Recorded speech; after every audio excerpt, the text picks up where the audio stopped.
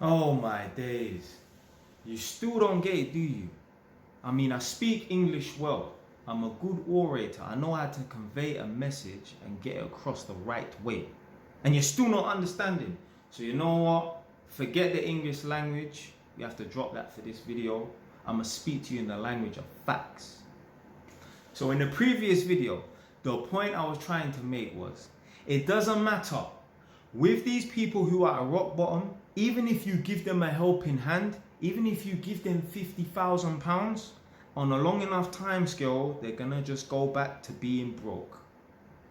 For example, did you know that there is a high percentage of people who win the lottery who end up going broke after like 5 or 10 years?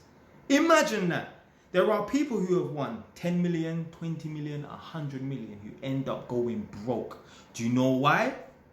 Because there was no journey along the way. They literally started off with zero and ended up with 10, 20 or 100 mil. They never learned any life lessons. They never done any internal work. They never developed any discipline.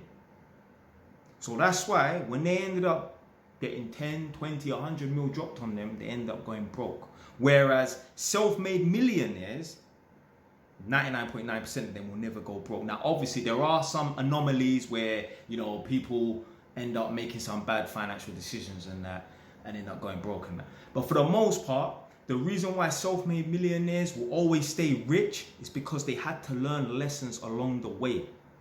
The broke people, them that just got dumped 100 mil or 10 mil or 20 mil and that, they never learned any lessons. They never done any intrinsic internal work. So it doesn't matter with these people that are struggling for electric, struggling for food and that. It doesn't matter whether you give them 20 grand or 50 grand. At some point, they're going to go back to being broke. Because they haven't learned any lessons. They haven't developed any self-discipline. So it doesn't matter. They have to do the work themselves to get themselves out of the rut. So that's the language of facts for you, yeah? Hopefully you understand.